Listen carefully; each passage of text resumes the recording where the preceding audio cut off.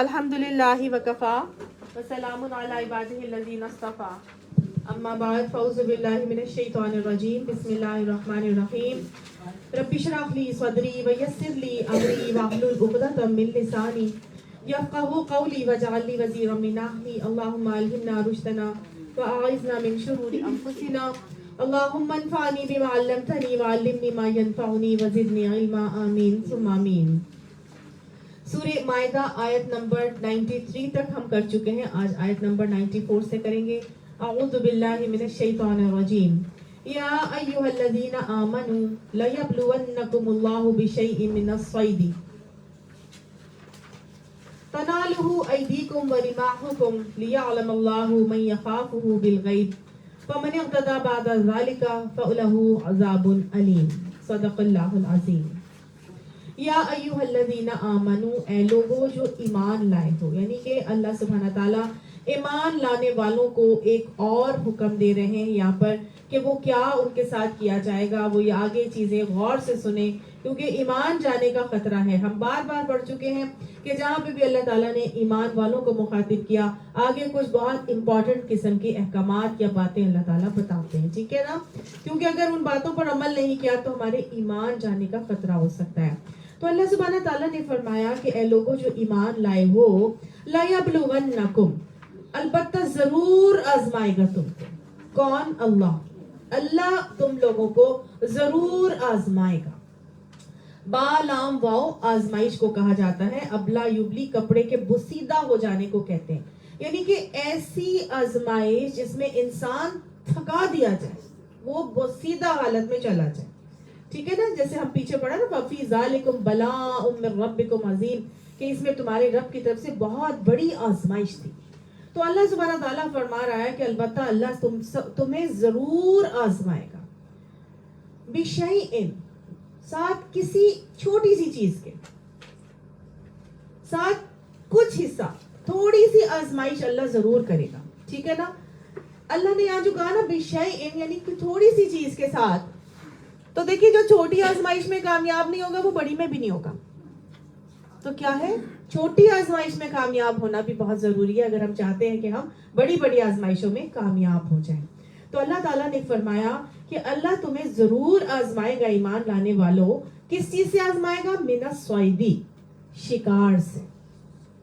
صید کہتے ہیں اس شکار کو جو محفوظ ہوتا ہے شکار، اور محفوظ شکار ہو یعنی وہ اپنی حفاظت کر سکتا ہو لیکن اس پر قدرت پائی جائے، اس پر قابو پایا جائے، ٹھیک ہے، ایک ایسا شکار ہے جو اپنی حفاظت کر سکتا ہے، بھاگ سکتا ہے، لیکن کیا کیا جاتا ہے، اس کے اوپر قابو پایا جاتا ہے، اس پہ قدرت پائی جاتی ہے، جیسے بشرطیہ کہ وہ حلال ہونا چاہیے نا، ایسا شکار جو کہ حلال ہو، یہ اس شکار کی بات کی جا رہی ہے، حلال بھی ہو، جنگلی جانوروں کی طرح جیسے ہوتے ہیں ان کو ہم کھایا جا سکے، یعنی کہ جنگلی ہرن ہوتے ہیں، یا وہ جو ہربیورس اینیمل جو اللہ تعالیٰ نے ہمیں بتائے، 2 بکری کی قسم سے، 2 گائے کی، 2 بھیڑ کی، 2 اونٹ کی قسم ہم نے پڑھی نا، تو اسی میں ہم نے دیکھا تھا کہ جنگلی جو گدھا جس کو زیبرا کہتے ہیں وہ بھی حلال ہے نا، اسی طرح سے ہرن ہے وہ بھی حلال ہے، ہاں جی۔ تو اس طرح یہ وہ جانور جو گھریلو نہیں ہو، نیل گائے ہو گئی، پالتو نہیں ہے، ٹھیک ہے۔ تو اللہ سبحانہ تعالیٰ کہہ رہے ہیں کہ میں تمہیں آزماؤں گا، ضرور شکار سے آزماؤں گا۔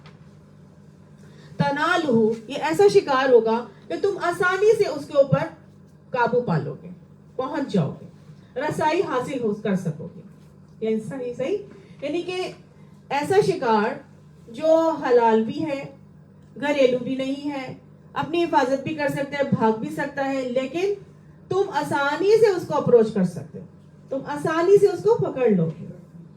کیا پکڑیں گے؟ ایدیکم، ہاتھ تمہارے، یعنی تمہارے ہاتھ اس کو جلد فوراً ہی پہنچ جائیں گے، ورماحکم، اور تمہارے نیزے بھی۔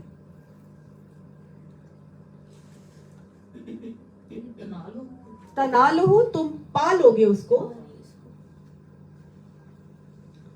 نالا یا نولو کہتے ہیں آسانی سے پکڑ لینا۔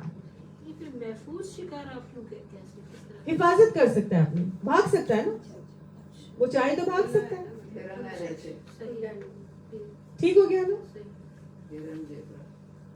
यानी कि तुम्हारे बिल्कुल हाथों और नेजों की जद में होगा और तुम आसानी से उसको पा सकोगे, काबू कर सकोगे। अल्लाह ऐसे शिकार से तुमको आजमाएगा, जरूर आजमाएगा। अल्लाह ताला क्यों आजमाएगा ऐसे शिकार से? मैं तो, आप तो शिकार नहीं करते, हम तो नहीं जाते शिकार करने के लिए, लेकिन अल्लाह ताला आजमा रहा है ना। इसका मतलब है सिर्फ ये वो शिकार नहीं है जो यहाँ पे बताया जा रहा है। हम अपने आप को देखें डेली लाइफ के अंदर, हम किसके ऊपर आसानी से काबू पा सकते हैं, किसको दबा सकते हैं?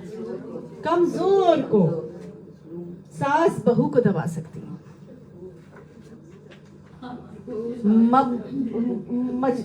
कमजोर जो मजबूर है उसको, अब माए मजबूर है चले आधा वे राउंड कर लेते हैं। बहू सासों को दबा रही है, ठीक है। बहू इतनी सर चढ़ के बोल रही है कि वो सास को, ससुर को दबा रही है।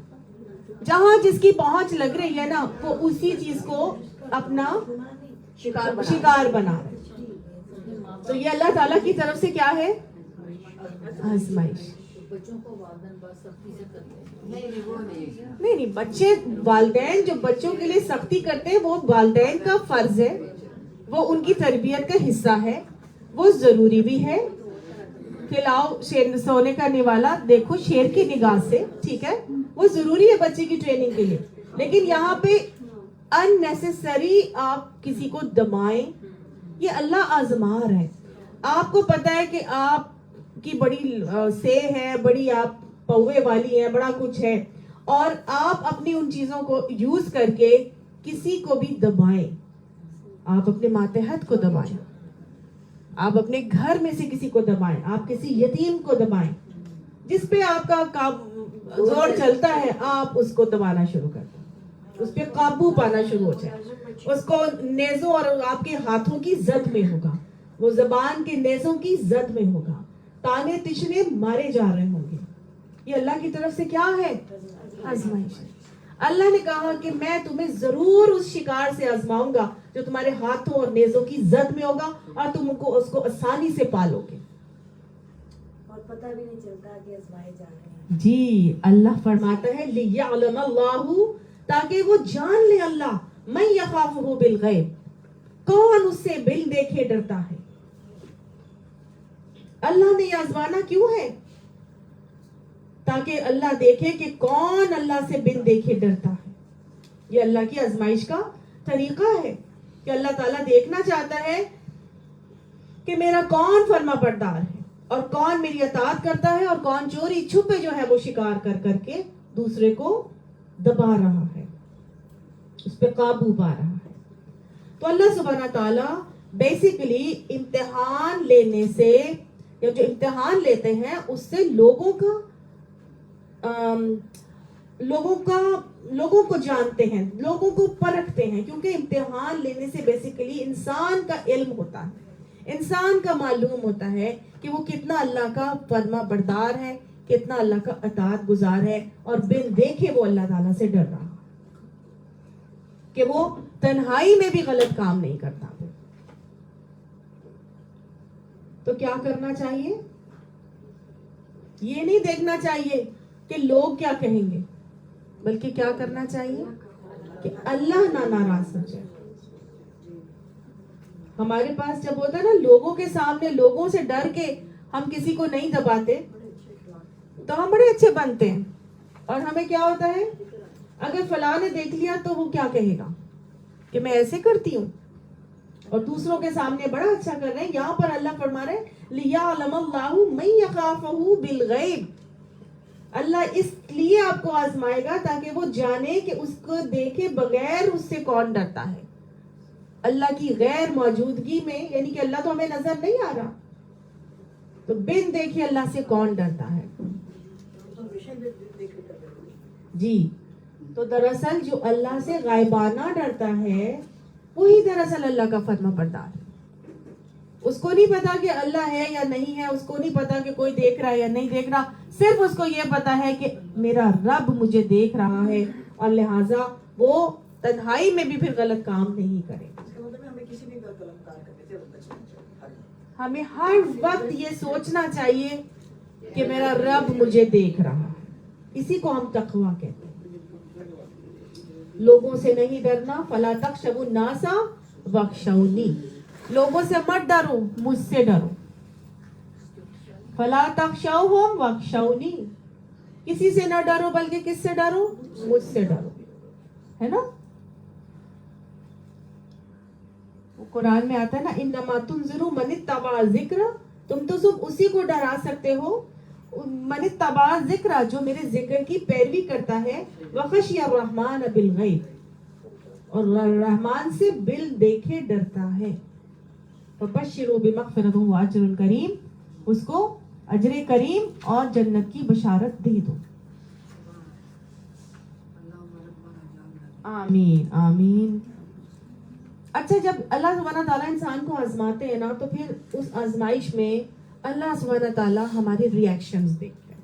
ہمارا ریئیکشن کیسا ہے اس سب آزمائش میں. جو میں آزمائی جا رہی ہوں, میں اس میں صابر ہوں, راضی برضا ہوں, یا میں اپنے طاقت کا ناجائز فائدہ اٹھا کے دوسرے کو دبا رہی ہوں. ٹھیک ہو گیا جی؟ انسان کو یہ کیسے پتہ چلے گا کہ یہ آزمائش ہے یا سزا ہے؟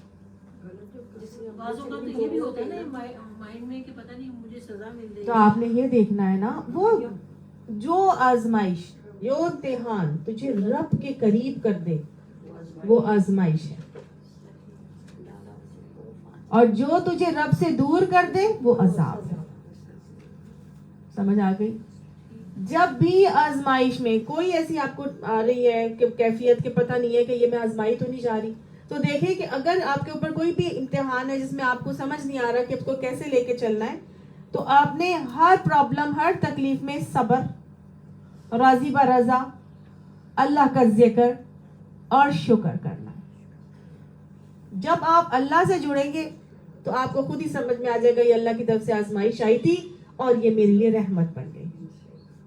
لیکن اگر اسی آزمائش میں آپ غلط کام کر کے چلے گئے اور منہ سے اول فول بکنا شروع ہو گئے, یا آپ دنیا دار ہو گئے اور دین کی طرف سے, اللہ کی طرف سے آپ کا دامن ہٹ گیا, تو سمجھ لیے وہ آزمائش ہے اور وہ آپ کے لیے عذاب بن گئی ہے. ہمیں ان سے نکل کیسے سکتے ہیں؟ معافی مانگ کے جی. اب دیکھیں, لوگ دعوے تو بڑے کرتے ہیں کہ جی ہم تو بڑا ایسے کریں گے اور ہم ایسے, لیکن ہوتا یہ ہے کہ جب آزمائش آتی ہے نا تو انسان کی کلیج تبھی کھلتی ہے, پتہ اس کا تبھی چلتا ہے.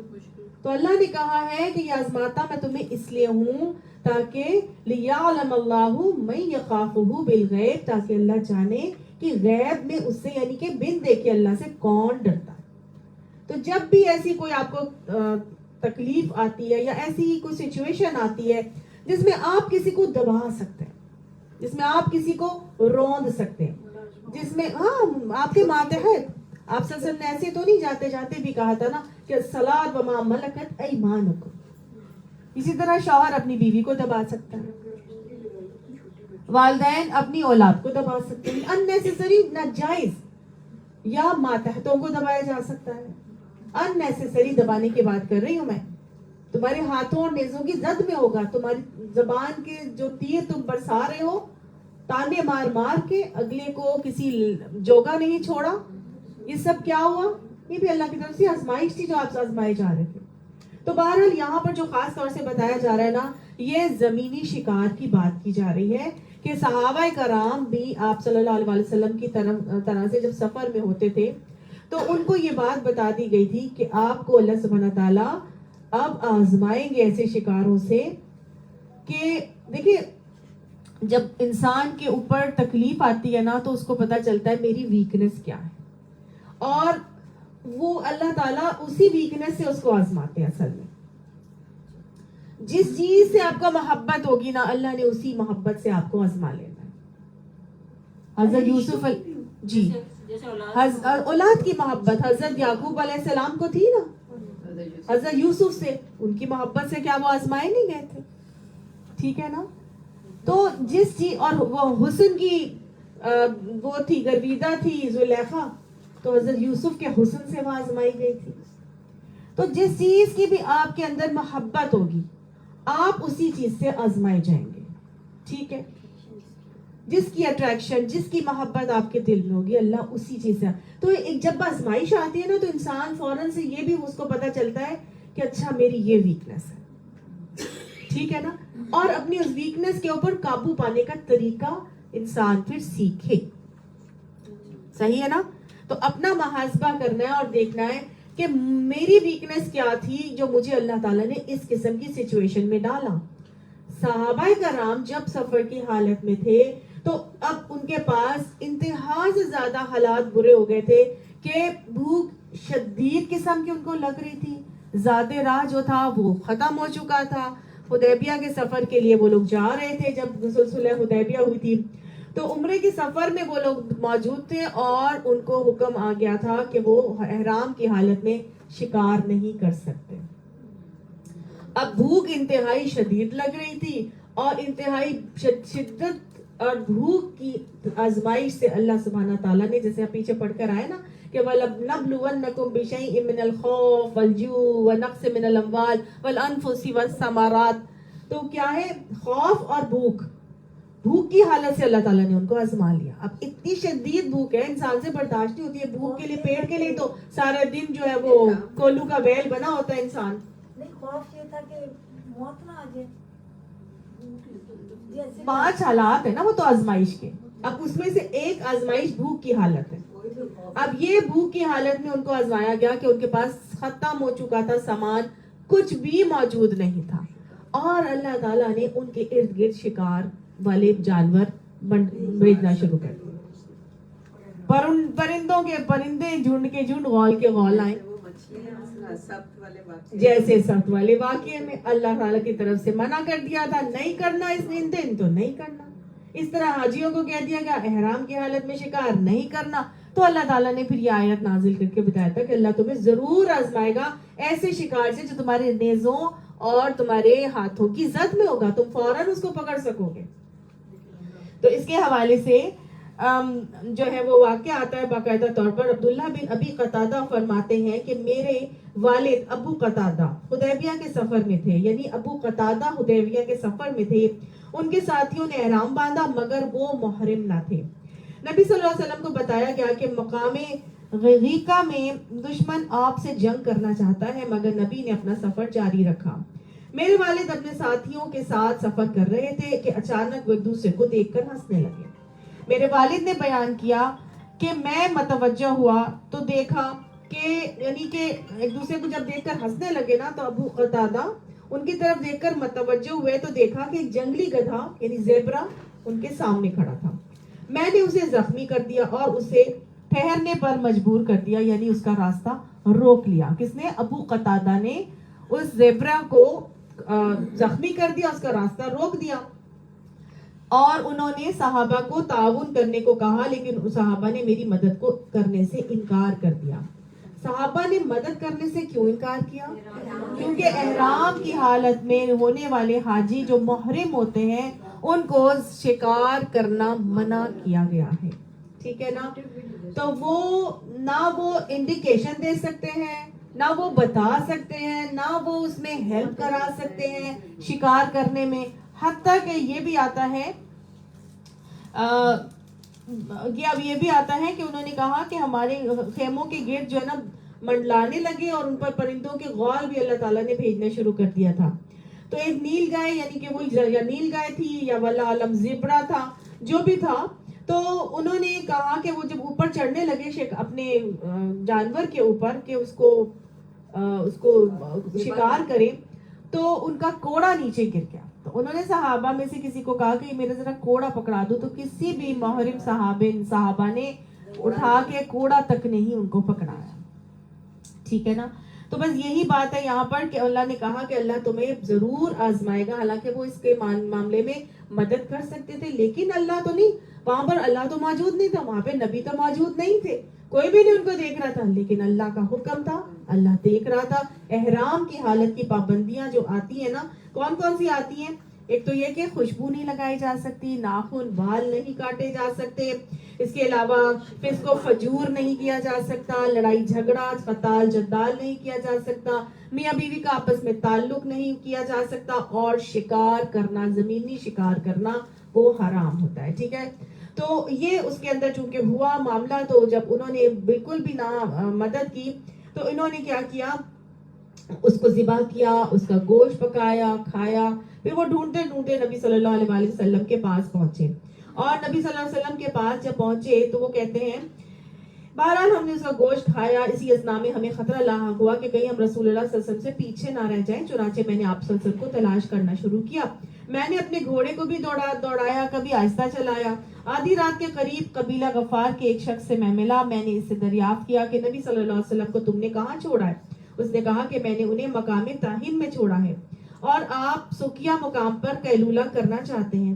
آپ کے پاس پہنچ کر میں نے عرض کیا کہ اے اللہ کے رسول، آپ صلی اللہ علیہ وسلم کے صحابہ آپ کو سلام کہتے ہیں اور آپ کے لیے رحمت الہی کی دعا کرتے ہیں. انہیں اندیشہ ہے کہ کہیں وہ آپ سے پیچھے نہ رہ جائیں، آپ ان کا انتظار کیجیے. میں نے عرض کیا اے اللہ کے رسول، میں نے ایک جنگلی گدھا شکار کیا ہے اور میرے پاس کچھ بچا ہوا گوشت بھی ہے. آپ صلی اللہ علیہ وسلم نے قوم سے فرمایا کہ اسے کھا لو، حالانکہ وہ سب احرام میں تھے. تو اس سے ہمیں پتہ یہ چلتا ہے کہ محرم نہ وہ خود شکار کر سکتا ہے، نہ وہ شکار کرنے میں مدد دے سکتا ہے، نہ وہ کوئی اشارہ کر سکتا ہے، بلکہ جو غیر محرم ہے وہ اگر کرنا چاہتے ہیں اپنے کھانے کے لیے شکار، اور اس کو خود پکانے کے بعد اگر وہ کسی حاجیوں کو کھلانا چاہتے ہیں تو پھر حاجی کھا سکتا ہے. صحیح ہے؟ تو اسی طرح سے جو ہے ان کے ساتھ بھی معاملہ ہوا. یہاں پر جو ہے یہی بات بتائی جا رہی ہے کہ فَمَنِ اعْتَدَىٰ بَعْدَ ذَلِكَ فَلَهُ عَذَابٌ عَلِيمٌ، پس جو اس کے بعد زیادتی کرے تو پھر یعنی اللہ کی مقرر کردہ حد سے اگر اس نے تجاوز کر دیا تو پھر اس کے لیے دردناک سزا ہے. یہ کون سا ہے؟ یا ایھا الذین آمنوا، اے لوگوں جو ایمان لائے ہو، لا تقتلوا الصید وانتم حرم، نہ تم قتل کرو یا شکار کرو خشکی کا شکار جبکہ تم احرام کی حالت میں ہو. محرم میں دو چیزیں آتی ہیں، ایک تو یہ کہ تم محرم ہو، حالت احرام میں ہو، اور دوسری یہ کہ تم حرم میں ہو. ٹھیک ہے، حرم کون سی جگہ ہے؟ مکہ. ٹھیک ہے نا، تو احرام کی حالت میں ہو یا تم مکہ مکرمہ میں ہو، جو کہ مکہ، پورا مکہ، پورے شہر مکہ کے اندر ہر قسم کے مطلب جانوروں کو شکار کرنا منع کیا گیا ہے، سوائے چند جانوروں کے. 5 جانور آتے ہیں: کوا، چیل، بچھو، کاٹنے والا چوہا اور کاٹنے والا کتا. کوا، چیل، بچھو، کاٹنے والا کتا اور چوہا. صرف یہ 5 جانور ہیں جن کو مارنے کی اجازت ہے. اس کے علاوہ کسی جانور کو مارنے کی اجازت نہیں ہے حالت احرام میں. ٹھیک ہے، اور مکہ کے اندر بھی جو کہ امن والی جگہ ہے، حرم ہے، وہاں پر بھی ان جانوروں کو صرف مارا جا سکتا ہے اور اس کے علاوہ نہیں مارا جا سکتا. لیکن یہاں کہا جا رہا ہے نا کہ لا تقتلوا الصید، نہ تم قتل کرو خشکی کا شکار. کیسے پتا چل رہا ہے کہ یہ خشکی کا شکار ہے؟ کیونکہ آگے ہی آیت میں آ جائے گا کہ احل لکم صید البحر، کہ تمہارے لیے باہر یعنی سمندر کا شکار حلال کر دیا گیا. ٹھیک ہے، وحرم علیکم صید البر. احرام میں بھی مار سکتے ہیں؟ ہاں جی، احرام میں بھی ان جانوروں کو مار سکتے ہیں. یہ 5 جانوروں کو احرام کی حالت میں بھی مارنا جائز ہے. تو کہا گیا کہ تم خشکی کا شکار جو ہے وہ تم نہیں کرو گے، کیونکہ جو بحری شکار ہے احل لکم صید البحر اگلی ہی آیت میں آ جائے گا. تو اس لیے ہمیں پتہ چل رہا ہے کہ یہاں پر خشکی کے شکار سے مراد ہے وَمَنْ قَتَلَهُ مِنْكُمْ، اور جو قتل کر دے گا اس کو تم میں سے. یعنی کہ اگر تم خشکی کے شکار کو شکار کر لیتے ہو، شکار تم کر دیتے ہو متعمدن، جان بوجھ کر، اگر تم جان بوجھ کے خشکی کا شکار کر لیتے ہو تو پھر کیا کرنا ہوگا؟ فَجَزَاءٌ، پس بدلہ ہے مِثْلُ مَا قَتَلَ مِنَ النَّعَامِ، جو مویشی میں سے تم نے قتل کیا ہے بالکل اسی کی طرح کا مویشی تمہیں بدلے میں دینا ہوگا. یحکم بہ ذوی عدل منکم, یہ حکم فیصلہ دیں گے اس کا 2 صاحب عدل آدمی تم میں سے.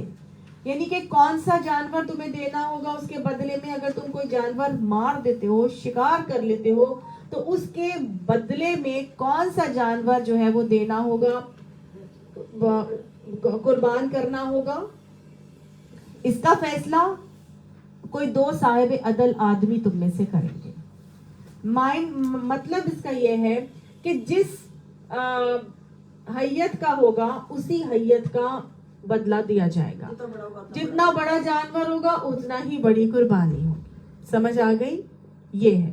اگر آپ نے ہرن کو شکار کیا تھا تو بکری وغیرہ دے دیں, بکرا دے دیں, ٹھیک ہے نا. اور اگر آپ نے نیل گائے کیا یا زبرا کو کیا تو پھر کس کو کریں گے؟ گائے یا اونٹ کو کریں گے. صحیح ہے. تو بالکل اسی طرح سے اس کا صاحب عدل آدمی فیصلہ کریں گے کہ یہ کون سا اس کے بدلے میں قربان کیا جائے گا جانور. ٹھیک ہے. جنگل میں پھرتا ہوا کھلا بھی پکڑنے پھر بھی اسی کو وہ نہیں کرتا. جی جی جی جی جی آپ نے حالت احرام میں اگر شکار کر لیا, جان بوجھ کے کر لیا, کوئی ایسی کنڈیشن آ گئی تھی کہ آپ کو پتہ نہیں تھا, یا آپ کو بہت ہی زیادہ اس میں تھے, بھوک کی اتنی تکلیف میں تھے کہ آپ سے برداشت نہیں کیا جا رہا تھا, 2 ہی وجوہات ہو سکتی ہے نا, اور آپ نے یہ کر لیا, تو پھر کیا کرنا ہے؟ بالکل اسی کے بدل میں آپ کو جانور دینا ہوگا. اب اسی طرح سے جب ایک صحابی تھے, ان کے سر میں جوئیں پڑ گئی تھی, اور جوئیں پڑ گئی تھی تو پھر کیا ہوا تھا؟ انہوں نے سر مڑوایا تھا نبی صلی اللہ علیہ وسلم کے کہنے پر. تو جوئیں بھی تو مری نا اس سے.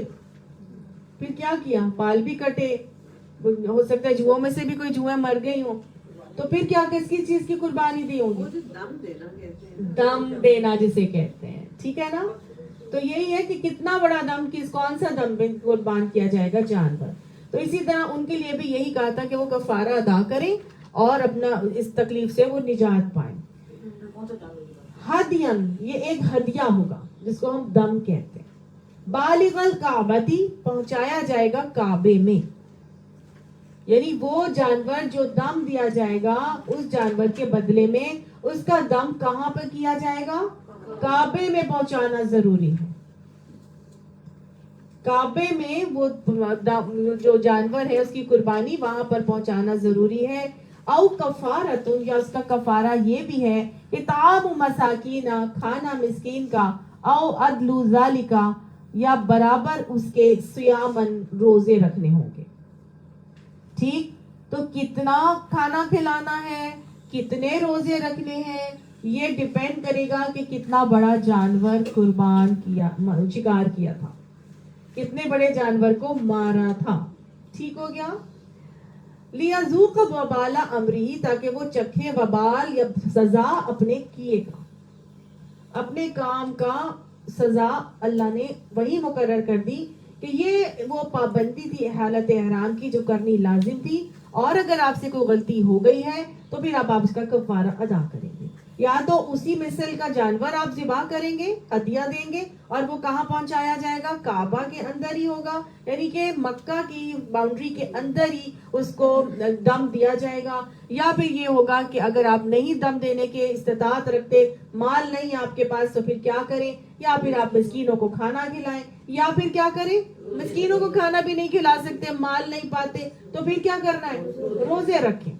اور کتنے روزے ہیں یہ وہی آپ کو مفتی وغیرہ جو ہے وہ بتائیں گے کہ آپ کا کتنا بڑا جانور مرا تھا, اور آپ نے اتنے ہی روزے جو ہے اس کے حساب سے رکھنے ہوں گے.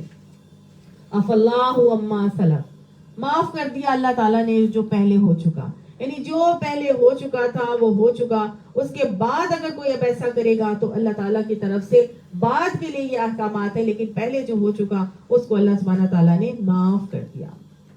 ومن عاد, اور جو کوئی اعادہ کرے گا, دہرائے گا ان باتوں کو, فینتقم اللہ منہ, پس اللہ اس سے پھر انتقام لے گا, پھر اللہ تعالیٰ اس سے پھر بدلہ لے گا. واللہ عزیز ذو انتقام, اور اللہ زبردست بدلہ لینے والا ہے, انتقام لینے والا ہے, اور بدلے کی طاقت بھی رکھتا ہے. اچھا, جو باقی کفارہ ہے مسکین کو کھانا کھلانا یا روزے رکھنا, یہ بھی کعبہ ہی کے نہیں, یہ آپ جتنا بھی کر سکتے ہیں آسانی سے کر لیں, وہاں کر سکتے ہیں تو کر سکتے ہیں, واپس آ کے کر سکتے ہیں تو کر لیں, لیکن بہتر یہی ہے کہ وہیں پر کر لیں. لیکن اگر آپ کے پاس اتنے دن نہیں بچتے, آپ کی فلائٹ فوراً ہی واپسی کی ہے, تو پھر آپ نے آ کے گھر میں رکھنے ہیں. لیکن اگر ہدیہ دینا ہے, یعنی جو دم دینا ہے, دم وہیں پر ہی ہوگا. ٹھیک ہے. ہاں, اور قرآن میں بھی بتایا گیا نا کہ 3 روزے وہاں پر رکھ لے, وہ 7 گھر آنے کے بعد. ٹھیک ہے.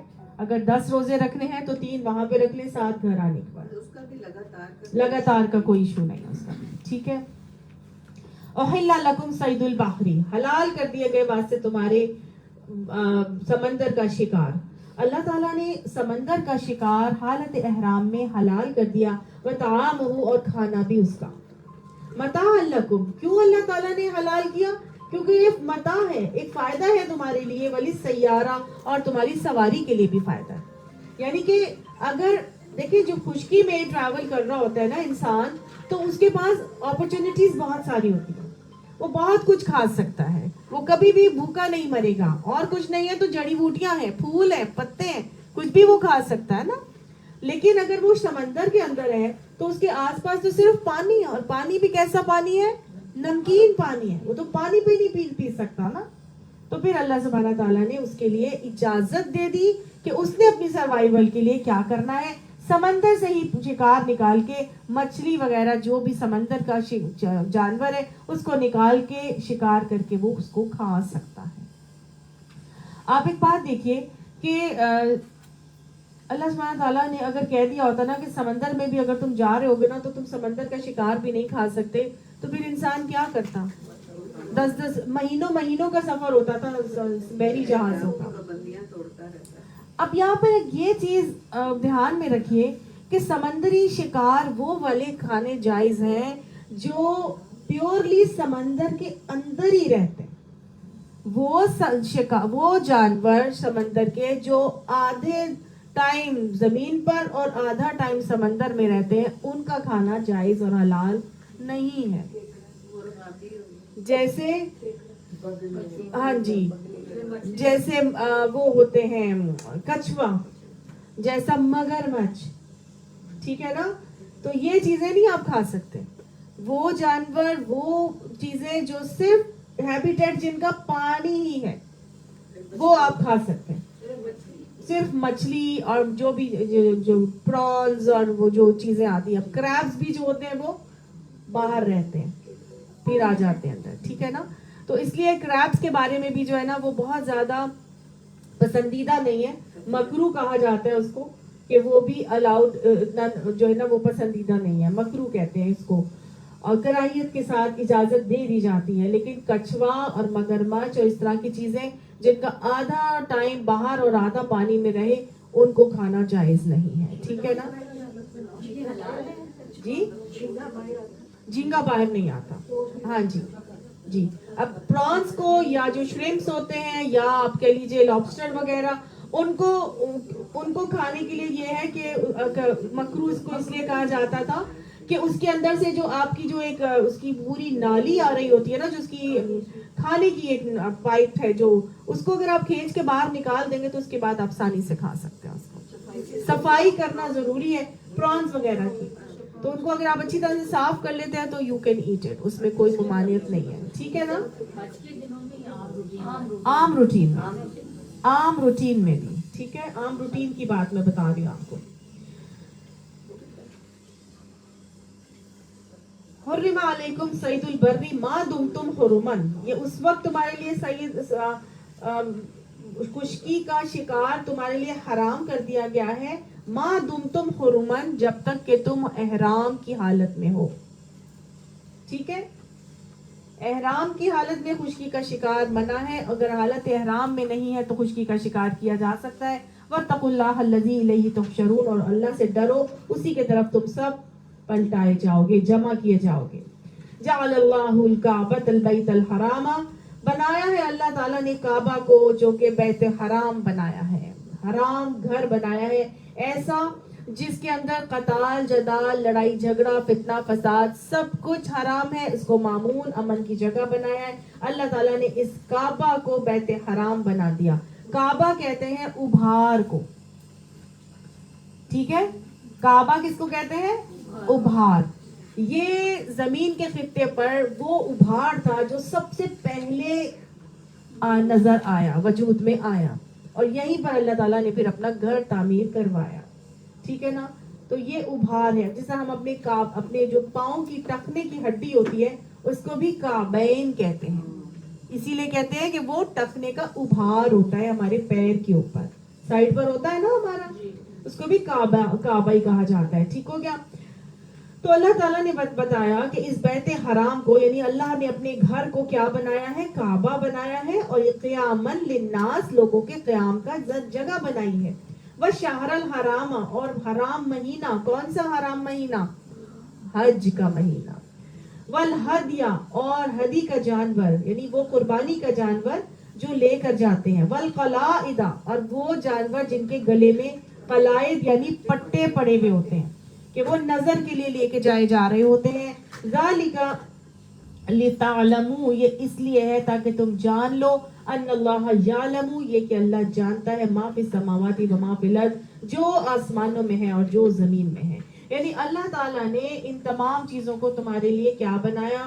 اللہ نے یہ سب شاعر اللہ بنائے ہیں تمہارے لیے، اور اس کو بیت حرام قیام کا ذریعہ اس کو بنایا. اس جگہ پر ماہ حرام اور قربانی کے جانور اور قلادوں کو بھی اس کام میں اللہ تعالیٰ نے معاون بنا دیا کہ حاجی آرام سے جائیں، اپنا حج کا معاملہ کر کے آ جائیں.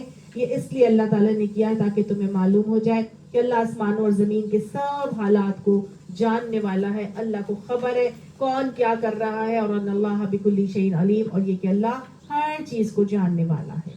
اعلموا، جان لو. سارے احکامات دینے کے بعد اللہ تعالیٰ نے فرمایا جان لو. جب بھی اللہ سبحانہ تعالیٰ اپنی بات کی، سینٹنس کی ابتدا کسی فعل سے کرتے تو اس کا مطلب ہوتا ہے وہ چیز بڑی امپورٹنٹ ہے، بڑی اہمیت کی حامل ہے.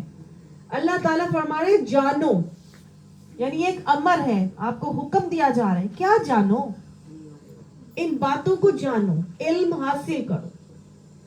علم حاصل کرنا تو ہر مسلمان مرد اور عورت کے اوپر فرض ہے نا. تو اللہ تعالیٰ کہتا ہے جانو، علم حاصل کرو، اور جب جانو گے تو پھر جاننے کے بعد اس پر عمل بھی کرنا. یہ نہیں کہ بس جان لیا تو بس ٹھیک ہے، سمجھ لیا اور سیکھ لیا اور بس عمل نہیں کرنا. نہیں، اس لیے جاننا ہے تاکہ اس پر عمل کر سکو. تو اعلموا، جان لو، ان اللہ، یہ کہ اللہ شدید العقاب، سخت عذاب دینے والا بھی ہے، وان اللہ غفور الرحیم، اور اللہ سبحانہ تعالیٰ بخشنے والا بھی ہے، رحم کرنے والا بھی ہے. تو سب سے پہلی بات تو یہ کہ علم حاصل کرنا اب ہمارے اوپر واجب ہو گیا کہ ہم ہر حال میں وہ علم حاصل کریں ان باتوں کا جن سے اللہ تعالیٰ عذاب دیتا ہے، اور ان باتوں کا علم حاصل کریں جن پر اللہ سبحانہ تعالیٰ غفور و رحیم ہو جاتا ہے. ٹھیک ہے؟ ہر چیز، تاکہ ہم لا علمی میں اللہ کی پکڑ میں نہ آ جائیں. یہ نہ ہو جائے کہ ہمیں تو معلوم ہی نہیں تھا اور ہم شدید العقاب کی عقاب کا شکار ہو جائیں. اللہ تعالیٰ کی قدرتوں کا کتنا اندازہ ہوتا ہے. دوسری بات یہ یہاں پہ یہ پتا چل رہا ہے کہ اللہ کی صفت عذاب دینا نہیں ہے، جبکہ غفور و رحیم اس کی صفت ہے. آپ دیکھیں غفورن پہ بھی 2 پیش ہے اور رحیمن پر بھی 2 پیش ہے. صفت موصوف ہے کہ نہیں؟ لیکن شدید العقاب کا کیا پتا چل رہا ہے کہ اللہ آپ کی کیے پر کچھ معاملہ کرے گا. وہ اللہ کا فعل ہے، وہ اللہ کی صفت ہے. عذاب دینا اللہ کا فعل ہے جو ہمارے ہی کرتوت کے اوپر کیا جائے گا، لیکن معاف کرنا اللہ کی صفت ہے. ٹھیک؟ تو اللہ سبحانہ تعالیٰ کی پکڑ شدید العقاب کے حوالے سے قرآن میں اللہ تعالیٰ فرماتا ہے ان بطش ربک لشدید، بے شک تیرے رب کی پکڑ بہت سخت ہے. ایک جگہ اللہ تعالیٰ فرماتا ہے ان اللہ شدید المحال، اللہ بڑی زبردست قوت والا ہے. کب پکڑتے ہیں اللہ سبحانہ تعالیٰ؟ بنی اسرائیل کو پکڑا تھا نا اللہ تعالیٰ نے، پیچھے فرمایا تھا فَأَخَذَ اللَّهُ بِذُنُوبِهِمْ، اللہ تعالیٰ گناہوں پہ پکڑتا ہے. اللہ تعالیٰ نے ان کو ان کے گناہوں پر پکڑ لیا. واللہ شدید العقاب، اور اللہ زبردست سزا دینے والا ہے. اللہ سبحانہ تعالیٰ गुनाहों के अलावा उनको भी पकड़ता है जो अल्लाह की आयत का इनकार करते हैं. इन्नल्लज़ीना कफ़रू बिआयातिल्लाहि लहुम अज़ाबुन शदीद वल्लाहु अज़ीज़ुन ज़ुन्तिक़ाम. फिर अल्लाह सुब्हानहू व तआला उनको भी पकड़ता है, उनको भी सख्त अजाब देता है जो अल्लाह और उसके रसूल की मुखालिफत करते हैं. और अल्लाह उनको भी सख्त अजाब देता है, उनकी पकड़ करता है जो अल्लाह और उसके रसूल के हुक्म से सरकशी करते हैं, मुखालिफत करते हैं या फिर सरकशी करने वाले होते हैं. अल्लाह ताला फरमाते हैं, सूरह तलाक में आता है, फहसबना हिसाबन शदीदा वाजिबना अजाबन नुकरा. किसको और अल्लाह सुब्हानहू ताला पकड़ते हैं? तकब्बुर करने वाले. इसको तो नहीं छोड़ते ना अल्लाह सुब्हानहू ताला. तकब्बुर मेरी चादर है और जो इसको खींचेगा मैं उसको आग में डाल के रुसवा कर दूंगा. आप सल्लल्लाहु अलैहि वसल्लम ने फरमाया था कि कारून, जैसे एक कारून है ना, उसका एक नजारा दिया कि एक शख्स है 2 चादरें पहनकर अकड़ अकड़ कर चल रहा था, इतरा रहा था. तो अल्लाह ताला ने उसे जमीन में धंसा दिया और अब वो कयामत तक जमीन में धंसता रहेगा. तो गोया ऐसे तकब्बुर करने वाले, तकब्बुर की चाल चलने वाले, चाहे वो फिरौन थे, चाहे वो कारून था, चाहे वो हामान, चाहे वो उबई बिन खल्फ या जो भी इस तरह के थे, या बस्तियों की बस्तियां जिन्होंने ये मामलात करके दिखाए, अल्लाह सुब्हानहू ताला ने उनको शदीद अज़ाब दे दिया, शदीदुल इक़ाब हो गया अल्लाह ताला उनके लिए. और वो लोग भी जो अल्लाह की नसीहत को सुनने के बाद नसीहत को फरामोश कर देते हैं, अल्लाह उनके लिए भी सख्त अजाब देने वाला हो जाता है. और दूसरा अल्लाह ने कहा वन्नल्लाह गफूरुर रहीम, और ये कि अल्लाह बख्शने वाला भी है, रहम करने वाला भी है.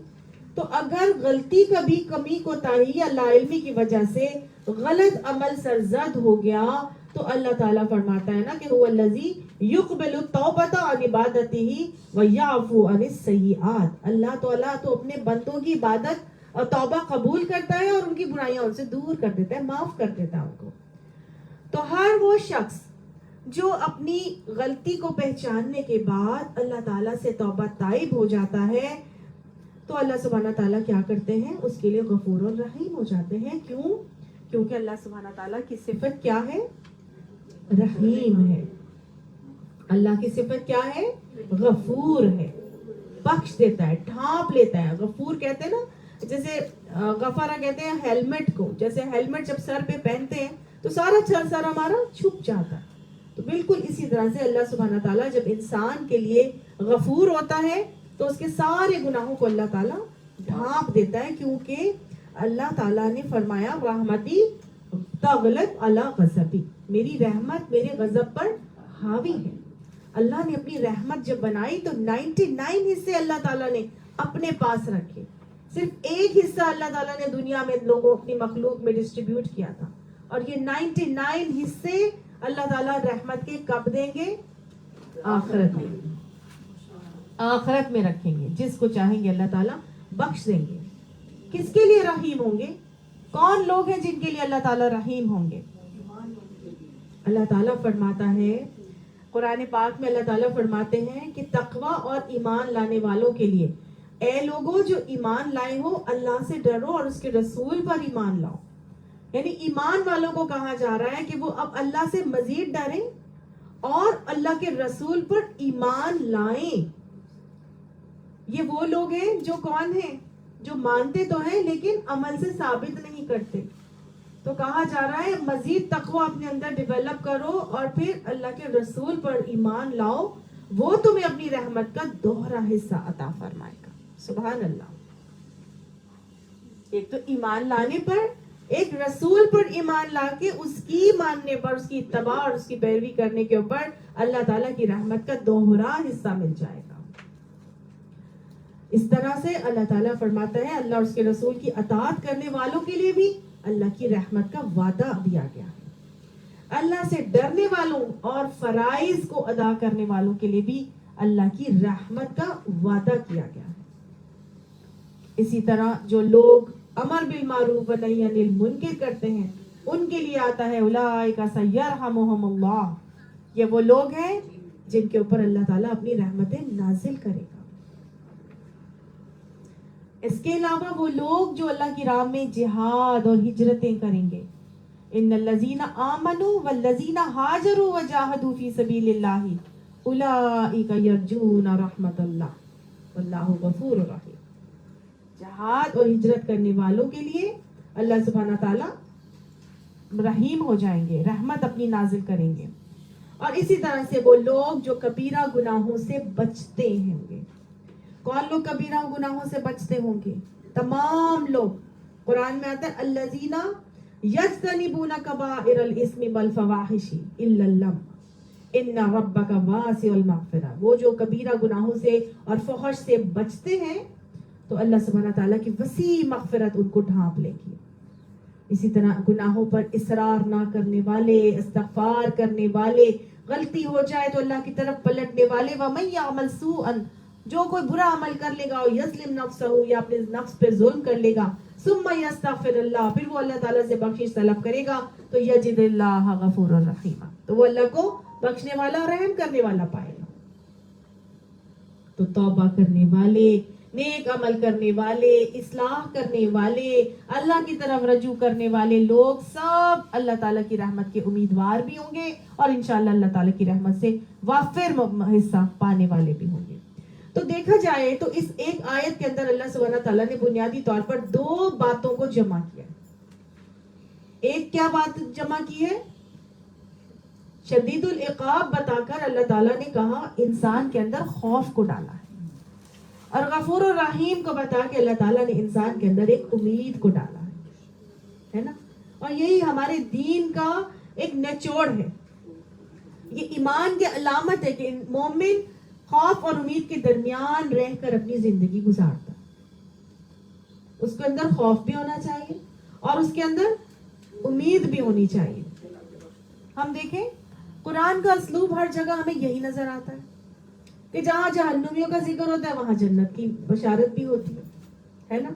जहाँ जहन्नुम का तस्करा वहां जन्नत के तस्करे, ठीक है ना। जहाँ बुरे अमाल वहां नेकियों के अमाल। तो अल्लाह सुब्हानहू ताला ने हर जगह हर बात पर अल्लाह ताला दोनों चीजों को साथ साथ लेके चलता है, एक चीज को हावी नहीं हो करता। जहाँ अल्लाह ताला ने सूरह फातिहा में फरमाया ना अर्रहमान अर्रहीम, अल्हम्दुलिल्लाह रब्बिल आलमीन के बाद क्या आता है? अर्रहमान अर्रहीम। अल्लाह ने अपनी सिफात बताई, उसके फौरन बाद क्या बताया? मालिक यौमिद्दीन। रहमान और रहीम तो है लेकिन मालिक भी है यौमिद्दीन का। याद रखना, सिर्फ रहमतें ही रहमतें नहीं आती रहेंगी, मालिक में है, वो हर चीज करने पर एक कुदरत और इख्तियार रखता है। वो अदल से वो फैसला उस दिन किया जाएगा और हर चीज का मालिक है और अदल से मामलात करके छोड़ेगा। तो अल्लाह ताला ने जहां अपनी रहमत का बताया वहां पे अपनी सख्ती और अजाब का तस्करा भी किया। कुरान में आते हैं ना नब्बी इबादी अन्नी अनल गफूरुर रहीम, मेरे बंदों को बता दो कि मैं बख्शने वाला हूँ, रहम करने वाला हूँ। साथ ही अल्लाह ने बताया व इन्ना अज़ाबी हुवल अज़ाबुल अलीम, और मेरा अजाब भी बड़ा जबरदस्त दर्दनाक अजाब होगा। तो अल्लाह गफूर रहीम भी है लेकिन अजाब भी उसका बहुत दर्दनाक है। तो दोनों कंडीशंस के दरमियान, दोनों कैफियत के दरमियान रहकर इंसान मोमिन अपनी जिंदगी गुजारता। अल्लाह के नबी अंबिया का भी ऐसे ही मामला नजर आता है और यही तरीका था उनके बारे में सूरह अंबिया में आता है इन्नहुम कानू युसारिऊना फिल खैरात, वो तो नेकियों भलाइयों में दौड़ लगाया करते थे, तेजी दिखाया करते थे। वयदूना रब्बन रगबा व रहबा, और हमको रगबत से भी पुकारते थे और खौफ से भी पुकारते थे, उम्मीद से भी पुकारते थे और रहबा यानी खौफ से भी पुकारते थे। वकानू लहू खाशीन, और वो हमारे लिए झुके हुए थे, आजिज़ी इख्तियार करने वाले थे। और नेक लोगों की सिफात जो अल्लाह ताला कुरान पाक में बताते हैं वो भी ऐसे ही बताते हैं कि अमन हुआ कानितुन, वो जो फर्मा बरदार है, आना अल्लैली साजिदन व काइमन, रातों को सिजदे भी करता है, क़याम में भी खड़ा रहता है, इतना फर्मा बरदार है। यहज़रुल आखिरता, वो आखिरत से डरता है। वह यरजू रहमत रब्बी, और अपनी रब की रहमत का भी उम्मीदवार होता है। सही। اپنا عمل کرتا ہے، راتوں کو جاگتا ہے، سجدے کرتا ہے، قیام کرتا ہے، اللہ کا فرما بردار ہوتا ہے، لیکن آخرت سے ڈرتا ہے اور اللہ کی رحمت کا امیدوار ہوتا ہے. اللہ فرماتے ہیں قل، ان سے کہہ دو، هل يستوي الذين يعلمون والذين لا يعلمون، کیا جاننے والے اور نہ جاننے والے برابر ہو سکتے ہیں؟ صحیح. تو اللہ تعالیٰ دونوں باتوں میں ہمیں بتا رہا ہے کہ تم بھی مومن بنو اور اپنے اندر ان دونوں کیفیات کو رکھو. ٹھیک ہو گیا؟ اور ایک اور جگہ مومن کے بارے میں بتایا کہ وَلَا تُفْسِدُوا فِي الْأَرْضِ بَعْدَ إِصْلَاحِهَا، اور زمین میں فساد نہ برپا کرو اس میں اصلاح کرنے کے بعد.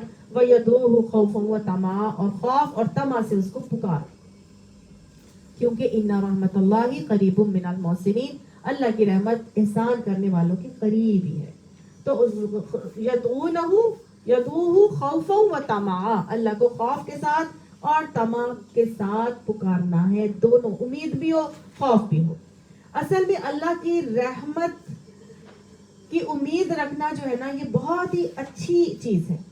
یہ امید ہی ہمیں آگے کے کاموں پر ابھارتی ہے، نیکیوں کی طرف قدم بڑھانے میں ہمیں مددگار ثابت ہوتی ہے اور مایوسی سے بچاتی ہے. امید ہوتی ہے تبھی تو مایوسی سے بچتے ہیں. اور ہم کہتے ہیں ہم اور اچھا کریں اور اچھا کریں اور اچھا کریں. تو کب تک کریں؟ کب تک خوف رکھیں اور کب امید رکھیں؟ تو اس میں نا جو ہمارے جو بزرگان تھے، ان کا عمل کچھ اس طرح سے تھا، جب تک زندگی اللہ تعالیٰ نے عطا کی ہے اس وقت تک خوف کو غالب رکھو، کیونکہ اگر وہ خوف غالب ہوگا تو ہی تمہارے نیک اعمال پاسبل ہوں. اور اگر امید ہی غالب ہو گئی نا تو پھر گناہوں کے دروازے کھل جاتے ہیں. لیکن جب مرنے لگو، موت کا ٹائم آنے لگے، یا ایسی کنڈیشن میں پہنچ جاؤ کہ بس اب تو کسی وقت بھی اللہ کا بلاوا آ جائے گا، تو پھر کیا کرو؟ امید غالب کرو. زندگی خوف کی حالت میں گزارے اور مرتے وقت امید کو غالب کرے، کیونکہ بندہ جو میرے بارے میں گمان رکھتا ہوگا مجھے اپنے گمان کے مطابق پائے گا انشاءاللہ. اللہ تعالیٰ نے فرمایا نا. تو دل پر اگر دیکھیں امید غالب آ جائیں گا نا، غالب آ جائے گی تو ہمارا ایمان بگڑ سکتا ہے. اگر ہم صرف امید ہی امید رکھے کہ میرے اللہ نے تو بہت اچھا کرنا ہے میرے ساتھ، میں تو پھر آپ کا ایمان بگڑ جائے گا. آپ کے نیکی کے معاملات یا نیک عمل جو ہے نا وہ ممکن نہیں ہوں گے، وہ پاسبل نہیں ہوں گے. آپ غلط ٹریک پہ چلتے چلے جائیں گے، شیطان کا حملہ ہو جائے گا. ابھی آپ کو میں ایک اور بتاتی ہوں نا کہ ہم چاہتے ہیں نا کہ ہم اللہ تعالیٰ کی اطاعت کے اوپر رہیں، تو اطاعت کی بنیاد بیسیکلی پرہیزگاری سے ہوتی ہے، اور پرہیزگاری کی بنیاد تقویٰ پر ہوتی ہے. ایسے دیکھ لیجئے، اگر ہم چاہتے ہیں کہ بہترین لیول کے معاملات عمل کرے، اطاعت گزار بندوں میں شامل ہوں، تو اطاعت کی بنیاد کس پر ہے؟ پرہیزگاری پر. ہم نے بچ بچ کے چلنا. اور پرہیزگاری اگر ہم چاہتے ہیں کہ ہم بچ بچ کے چلیں تو ہمارے اندر اللہ کا تقویٰ آنا بہت ضروری ہے. اور جو اللہ کا تقویٰ ہے نا، اس کی بنیاد کس کے اوپر ہے؟ وہ ہے ہمارے نفس کے محاسبہ کرنے کے اوپر.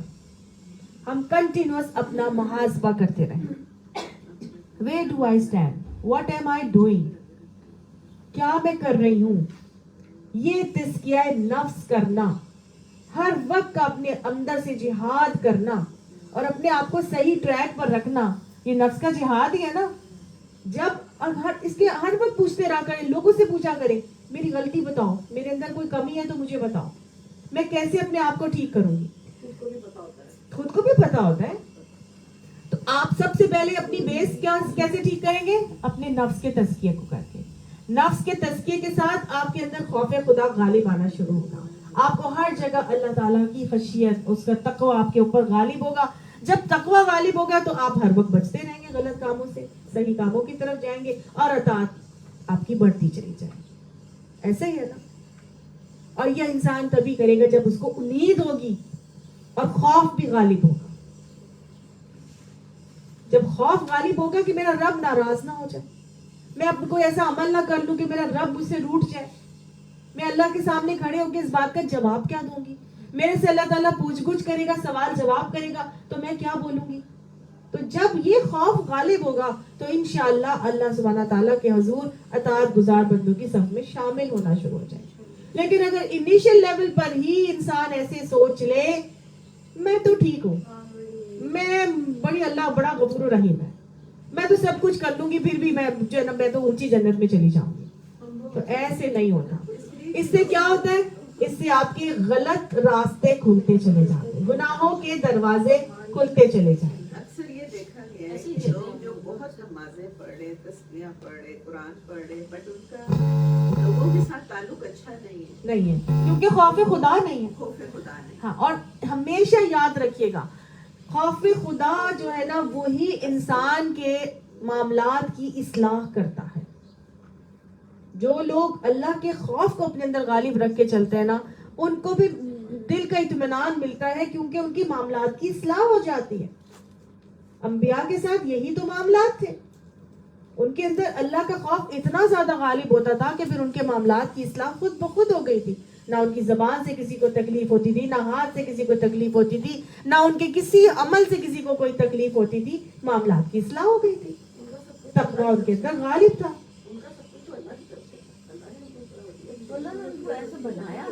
نہیں, اللہ نے ان کو ایسا نہیں بنایا تھا. نبی اکرم صلی اللہ علیہ وسلم, نبی اکرم صلی اللہ علیہ وسلم سے کبھی کچھ نہیں ہوا, زبان سے نہیں نکلا ان کی زبان مبارک سے, فوراً اللہ نے ان کو پکڑا. ابا سے اللہ والی آیات بھول گئی, ٹھیک ہے نا. ہاں جی, 4 جگہ پہ تنبیہ ہوئی, بہت جگہوں پہ نبی اکرم صلی اللہ علیہ وسلم کو اللہ نے ویسا نہیں بنایا تھا. وہ بھی انسان تھے, لیکن اللہ نے فوراً پکڑ کی اور ان کی اس غلطی کو جو نیوٹرلائز کروایا, اور میرے اور آپ کے لیے رہتی دنیا تک نمونہ قائم کر دیا کہ اب عیب سے پاک ہے, اب کچھ بھی نہیں ہوا, اب آرام سے ان کو فالو کر سکتے. تو ہمارے ساتھ بھی غلطیاں ہوں گی, کوتاہیاں ہوں گی, لیکن ہمیں کیا اپنے اندر رکھنا ہے, ہمارا ٹریک کیسے ہونا چاہیے, ہمارا راستہ کس طرح سے آنا چاہیے. آپ دیکھیے جو اللہ کا خوف انسان کے اندر جب آتا ہے نا تو وہ انسان کو صحیح ٹریک پہ کیسے لگا کے رکھتا ہے. وہ ایسے ٹریک پر لگا کر رکھتا ہے کہ انسان کو غلط کی طرف جانے نہیں دیتا. اللہ کا خوف غالب رکھتا ہے. الذین یخشون ربہم بالغیب لہم مغفرۃ واجر کبیر. وہ جو اللہ تعالیٰ سے بن دیکھے ڈرتے ہیں ان کے لیے ہی بخشش کے وعدے ہیں, اور بے شمار اجر اللہ تعالیٰ کی طرف سے ان کو بڑے بڑے اجر دیے جائیں گے. اور یہ جو خوف ہوتا ہے مومن کا خوف, وہ اس وقت تک ختم نہیں ہوتا جب تک کہ وہ, حدیث میں حضرت معاذ بن جبل فرماتے ہیں کہ مومن کا خوف اس وقت تک سکون نہیں پائے گا جب تک کہ وہ جہنم کے پل کو اپنے پیچھے نہ چھوڑ دے. یعنی اس پل سے رات تک اس کا خوف اس پہ رہے گا کہ پتہ نہیں میرا کیا بنے گا, پتہ نہیں میرا کیا بنے گا. حضرت عمر کا, ابو بکر کا عمر کا یاد ہے آپ کو؟ حضرت عمر فرماتے تھے کہ اگر یہ اعلان ہو کہ سب لوگ جنت میں جائیں گے, صرف ایک شخص جہنم میں جائے گا, تو میں سمجھتا ہوں کہ شاید وہ میں ہی ہوں گا. اتنے نیک ہونے کے باوجود بھی اللہ کا خوف ایسے ڈر ان کے اوپر غالب رہتا تھا. اور یہ اللہ سے جو ڈرنے والا معاملہ ہے نا, یہ بیسیکلی فرشتوں کے اندر ہے بہت زیادہ. اللہ تعالیٰ قرآن پاک میں فرماتے ہیں فرشتوں کا عمل ہے کہ یخافون ربہم من فوقہم, وہ اپنے رب سے ڈرتے رہتے ہیں جو ان کے اوپر ہے, اور اسی رب کے خوف کی وجہ سے یفعلون ما یؤمرون, کہ جو ان کو حکم دیا جاتا ہے وہ کرتے ہیں. تو اگر میں اور آپ چاہتے ہیں کہ ہم بھی اللہ کے ہر حکم کو کی اطاعت کرنے والے بنے, تو ہمارے اندر کیا ہونا چاہیے؟ اللہ کا خوف غالب ہونا چاہیے. اللہ کے خوف کو غالب رکھنا بہت ضروری ہے. اچھا جی, تو ابن تیمیہ فرماتے ہیں کہ قابل تعریف خوف وہ ہے جو آپ کو اللہ کی حرام کردہ چیزوں سے روک دے.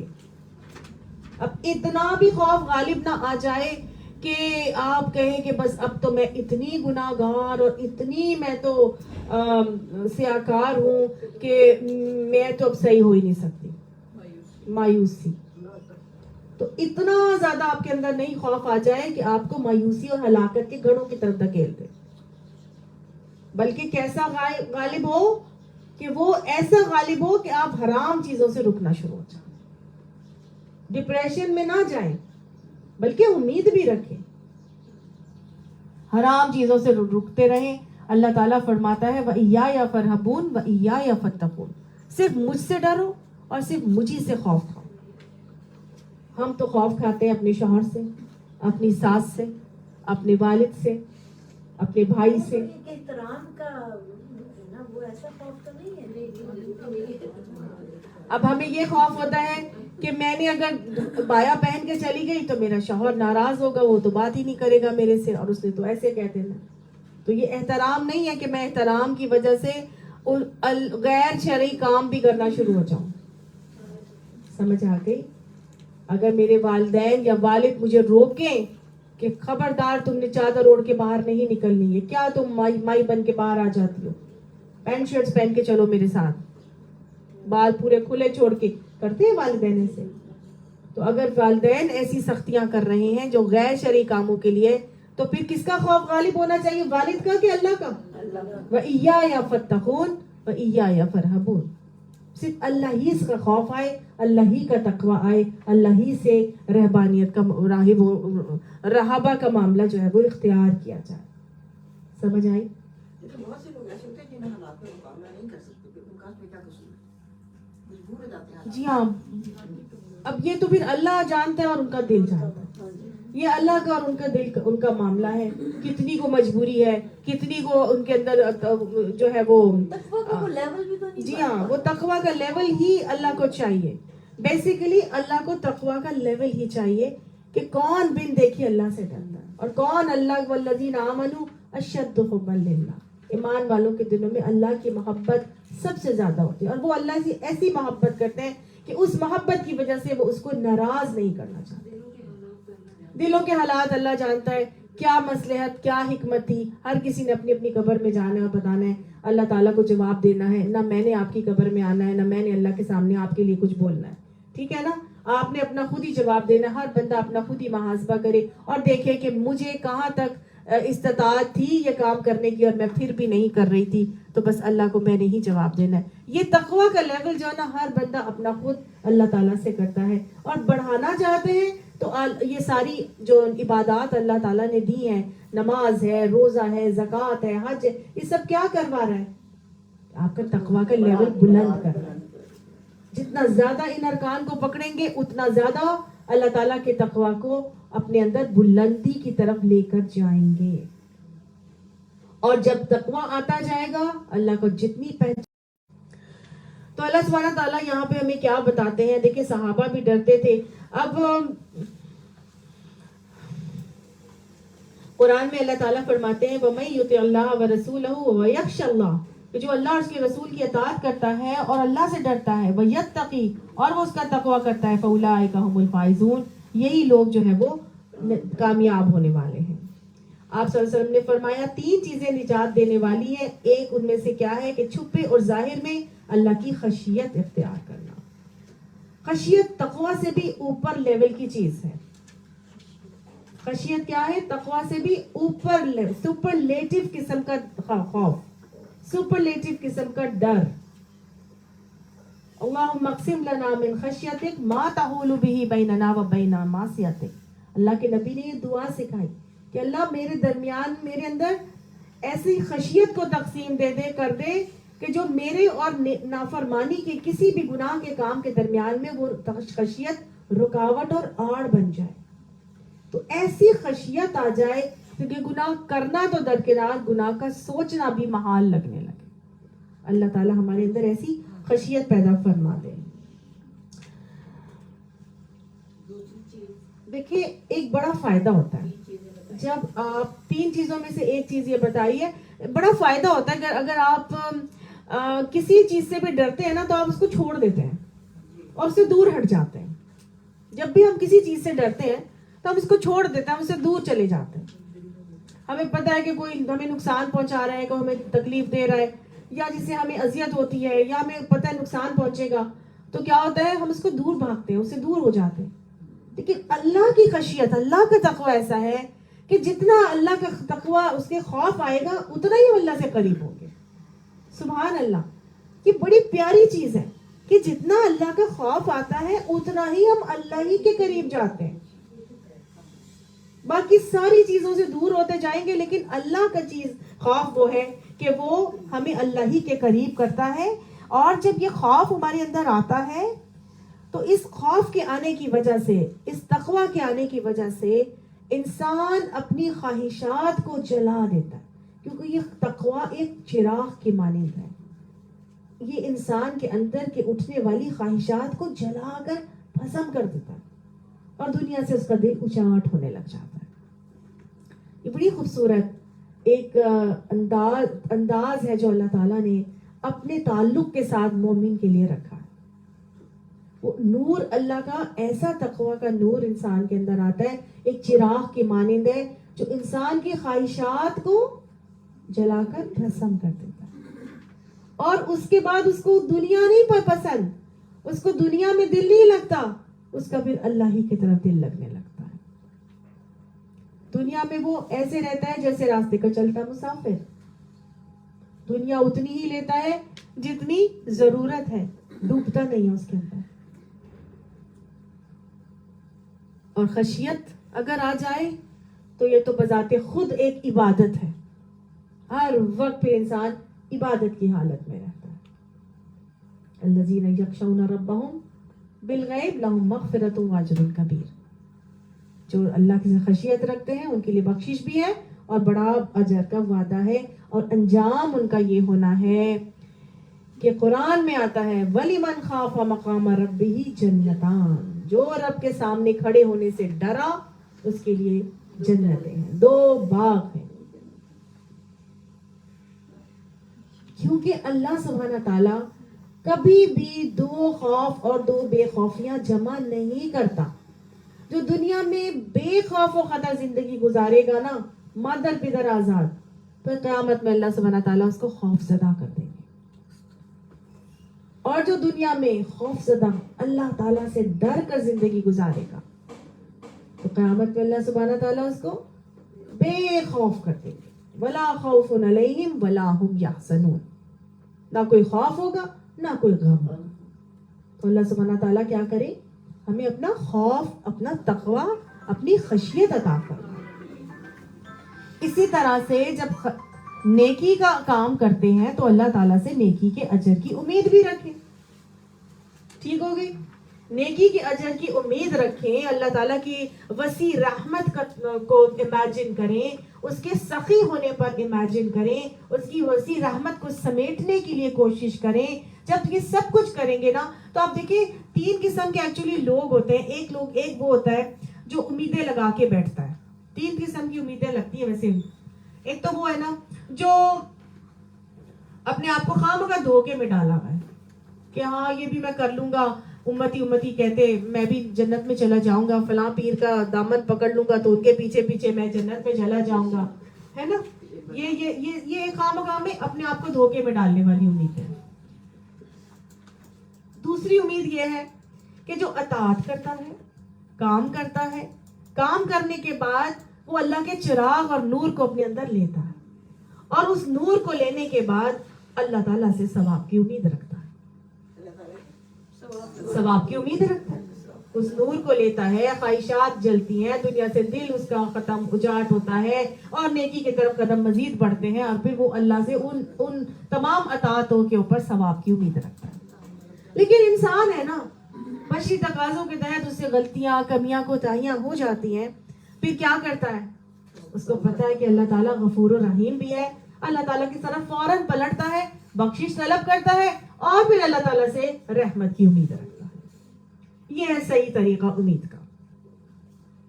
اور تیسری امید وہ ہے جس کے اندر انسان خطاؤں میں بڑھتا چلا جائے گا, گناہ پہ گناہ کیا جائے گا, اور پھر بھی کہتا ہے ہاں اللہ تعالیٰ تو غفور و رحیم ہے, وہ تو کسی کو بھی جہنم میں نہیں ڈالے گا. کوئی ماں کبھی اپنے بچے کو آگ میں ڈالتی ہے؟ اللہ کیسے ہمیں ڈال دے؟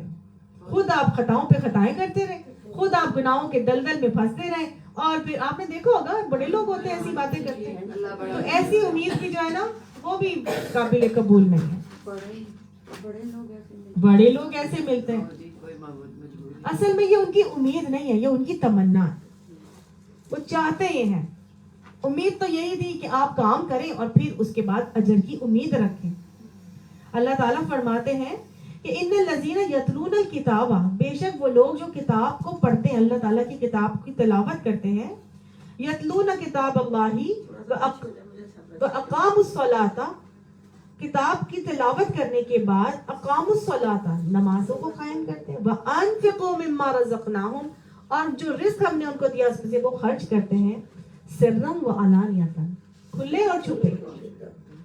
یرجون تجارۃ لن تبور، وہ اس تجارت کی امید رکھتے ہیں جس کو گھاٹا نہیں ہوگا. تو گویا کام کرنے ہیں پھر تجارت کی امید رکھنی ہے نا. کیا کام تھا یہاں پر؟ اللہ کی کتاب کی تلاوت کر کے نماز پڑھی، نماز کے بعد رزق جو اللہ نے دیا تھا اس کو کھلے چھپے خرچ بھی کیا. تو گویا بدنی عبادت بھی کرنی ہے، مالی عبادت بھی کرنی ہے. اللہ نے مومنوں سے ان کی جانیں اور مال جنت کے بدلے خریدے ہیں. یہ وہ تجارت ہے جس میں کوئی گھاٹا یا نقصان نہیں ہوگا. اگر ایسی تجارت کریں گے تو پھر اللہ تعالیٰ سے رحمت کی امید بھی رکھیں گے. تو یہ ہے وہ امید جو اصل میں امید ہے جس کو ہمیں رکھنی ہے. باقی دوسری تو تمنا ہو گئی، میری تو تمنا ہے یہ، اور میں پھر گناہوں کے دروازے کھلتے چلے جاتے ہیں اور گناہوں کے دلدل میں جو ہے وہ ہم پھنستے چلے جاتے ہیں. تو صحیح امید کی علامت یہ ہے کہ انسان اللہ کی اچھی اطاعت کرے گا. اللہ ہمیں ان لوگوں میں شامل فرمائے جو صحیح امید اور صحیح خوف کے ساتھ زندگی گزار کر اللہ تعالیٰ سے اپنی جان و مالوں سے تجارت کے معاملات کر کے اور اللہ جنت کے سودے کرنے والے بن جائیں. ہاں، اگر امید ہے تو اس کے برعکس نا امیدی بھی نہیں ہونی چاہیے، کیونکہ نا امیدی کیا ہے؟ کفر. نا امیدی کیا ہے؟ کفر ہے. یہ کافروں کی صفت ہے. قرآن میں آتا ہے انہ لا یئس من رحمۃ اللہ الا القوم الکافرون، اللہ کی رحمت سے صرف کافر قوم ہی مایوس اور نا امید ہوتی ہے. ٹھیک ہے، تو مایوسی گناہ کبیرہ ہے. یہ دل کے بگاڑ کا سبب بھی ہے، انسان کو ہلاکت کے گھڑوں میں ڈالتی ہے. ڈپریشن، انزائٹی، اندھیروں کے دلدل میں وہ ڈوبتا چلا جاتا ہے. تو اب کرنے کا کام کیا ہے؟ کیا کرنا ہے؟ ہمیں خوف اور امید کے درمیان اپنی زندگی گزارنی ہے. اللہ کی ناراضگی سے بچتے ہوئے اس کی رحمت سے مایوس نہیں ہونا، بلکہ امید لگا کے اپنی زندگی میں اطاعت والے بندوں کے ساتھ اپنے اطاعت گزار بندوں والے معاملات اختیار کر کے اپنی زندگی گزارنی ہے. اللہ تعالیٰ یہاں پہ ہمیں امید بھی دلا رہے ہیں اور اس کے ساتھ ساتھ خوف بھی دلا رہے ہیں. اللہ تعالیٰ رحمت کی امید دلاتے ہوئے فرماتے ہیں نا، لا تقنطوا من رحمت اللہ، کہ اللہ تعالیٰ کی رحمت سے مایوس مت ہونا. ان اللہ یغفر الذنوب جميعا، بے شک اللہ سارے گناہوں کو معاف کر دے گا. تو اللہ نے وہاں پہ امید تو دلائی، لیکن ساتھ طریقہ سکھا دیا تھا وَأَنِيبُوا إِلَىٰ رَبِّكُمْ وَأَسْلِمُوا لَهُ. کرنا کیا ہے تمہیں؟ اگر تم چاہتے ہو کہ تمہارے سارے گناہوں کو اللہ معاف کر دے تو انابت کرو، میری طرف پلٹو اور میرے فرما بردار بن جاؤ. سمجھ آ گئی؟ اللہم رحمتک ارجو فلا تکلنی الی نفسی طرفۃ عین واصلح لی شانی کلہ لا الہ الا انت. ما علی الرسول الا البلاغ، نہیں ہے رسول کے اوپر مگر صرف پہنچا دینا. رسول کا کام صرف پہنچانا ہے. رسول کون؟ پیارے نبی صلی اللہ علیہ وسلم اور جتنے بھی آپ صلی اللہ علیہ وسلم سے پہلے رسول آئے تھے. لیکن العلماء ورثۃ الانبیاء، علماء اب انبیاء کے وارث ہیں، نائب ہیں. اب جو بھی دین کا پیغام آگے پہنچا رہا ہے اللہ نے بتا دیا نہیں ہے پہنچانے والے کے اوپر مگر صرف الا البلاغ، پہنچا دینا. ہدایت دینا اللہ کا کام، مبلغ کے اوپر صرف پہنچانے کی ذمہ داری ہے. میرے اور آپ کے اوپر بھی صرف پہنچانے کی ذمہ داری ہے. پیچھے بھی ہم نے پڑھا تھا نا، بلغ ما انزل الیک من ربک، پہنچا دیجئے جو آپ کی طرف آپ کے رب کی طرف سے دیا پہنچایا جا رہا ہے، آپ نازل کیا جا رہا ہے. تو یہاں پر بھی بتا دیا ہدایت دینا تمہارا کام نہیں ہے، ہدایت دینا اللہ کا کام, میرے آپ کے اوپر سب کے اوپر صرف اور صرف اللہ کی بات کو آگے پہنچانے کا معاملہ کرنا ہے, اور ہم نے پہنچانا ہے. کیسے, کتنا پہنچانا ہے؟ نبی فرماتے ہیں بلغوا انی ولو آیا, میری طرف سے ایک آیت بھی تم تک پہنچتی ہے نا تو آگے پہنچا دو. ٹھیک, کیسے پہنچانا ہے؟ بے ہنگم طریقے سے, جب کوئی سننے پر راضی ہو, بڑی حکمت سے پہنچانا. یہ رینڈملی جس کا مرضی ہے دل کرا آپ نے اٹھا کے بول دیا, اور اس سے کیا ہوگا؟ اللہ فرماتا ہے فذکر ان نفعت الذکریٰ, نصیحت اس وقت کرو جب نصیحت دیکھو کہ وہ فائدہ مند ہوگی. سمجھ آ گئی؟ لیکن پھر وہاں یہ بھی آتا ہے ہاں, اس وقت پہنچاؤ جب تمہیں لگتا ہے نصیحت فائدہ مند ہے. دیکھیں, بات پہنچانے کا طریقہ ہے, حکمت طریقہ سکھایا گیا ہے ہم کو. قرآن پاک میں پڑھتے جائیں گے انشاءاللہ. اللہ تعالیٰ نے پورا بات کرنے کی حکمت کے انداز طریقے ہم کو سکھائے ہیں. اگلا بندہ جب ریسیپٹیو ہے تب آپ کو بات بولنی چاہیے. اگر وہ ریسیپٹیو نہیں ہے تو خواہ مخواہ بول کے اس بات کو بھی ڈی ویلیو مت کریں. صحیح؟ ہاں, آپ کا کام ہے پہنچا دینا. آپ کو لگا کہ اب یہ بات پہنچانے کا ٹائم تھا, وہ ریسیپٹیو بھی تھا, میں نے یہ بات آگے تک کنوے کر دی ہے.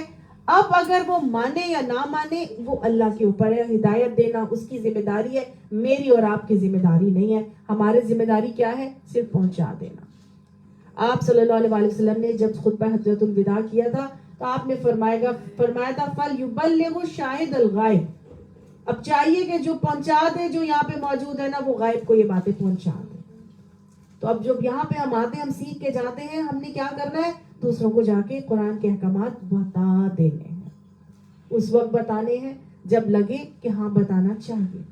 اس وقت آگے آپ کے نا ہٹ دا نیل وین اٹ از ہاٹ, پھر ہی فائدہ ہونا ہے. ایسے نہیں ہوگا فائدہ کہ آپ بے ہنگم طریقے سے اگر پہنچا دیں. اچھا, ایک اور چیز یہاں پر یہ ہے کہ توفیق اللہ کے ذمے سے تھی اور ثواب بھی اللہ کے ذمے ہے. مبلغ کا کام صرف پہنچانا ہے اور وہی ذمہ داری ہے جو ہم کو دی گئی ہے. واللہ یعلم ما تبدون وما تکتمون, اور اللہ جانتا ہے جو تم ظاہر کرتے ہو اور جو تم چھپاتے ہو. تبدون میں کیا ہے؟ ہر وہ عمل جو ظاہری عمل ہے, اور تکتمون میں کیا ہے؟ ہر وہ عمل جو ہمارے چھپا باطنی عمل ہے, جو ہمارے وسوسوں, دل, خیالات میں جو ہے وہ, یا جو لوگ نہیں دیکھ رہے, جو ظاہرتاً ہم کسی کو نظر نہیں آ رہا لیکن ہم وہ اعمال کر رہے ہیں. تو گویا دل میں خیالات آنا, وسوسے آنا, وہ بھی اللہ تعالیٰ اس سے واقف ہے, اور جو ہم ظاہری اعمال کرتے ہیں ان پر بھی اس کی نظر ہے اور وہ ان کو بھی جانتا ہے. کون سے اعمال ایسے ہیں ظاہری جو فضیلت والے ہیں, ظاہری ہوں یا باطنی ہوں؟ کون سے فضیلت والے اعمال ہیں؟ سب سے پہلے تو نماز ہے. نہیں, کون سے اعمال ایسے ہیں جو زیادہ بہتر ہیں, یعنی کہ ظاہری کریں تو بہتر ہوتے ہیں یا باطنی کریں تو بہتر ہوتے ہیں؟ پھر سے بات کو بتا رہی ہوں, جو فرائض ہیں وہ ظاہری کرنا بہتر ہے. فرائض ظاہر کر کے کرنا بہتر ہے تاکہ دوسرے موٹیویٹ ہو, تاکہ دوسرے اس کی طرف اٹریکٹ ہو, ان کو بھی یہ طریقہ پتہ چلے, ان کو بھی یہ موٹیویشن ملے کہ جی دیکھو یہ کر رہی ہے میں بھی کر لیتی ہوں. اسی لیے حضور سنتیں گھر آ کے پڑھتے ہیں. جی, فرائض سب کے سامنے کرنا بہتر ہے اور نوافل چھپا کر کرنا. ٹھیک ہے. اسی طرح سے صدقات, فرض صدقہ, زکوٰۃ کھلے عام کرنا بہتر ہے, اور نفل صدقہ, خیرات, صدقات وہ چھپا کے کرنا بہتر ہے. ٹھیک ہے.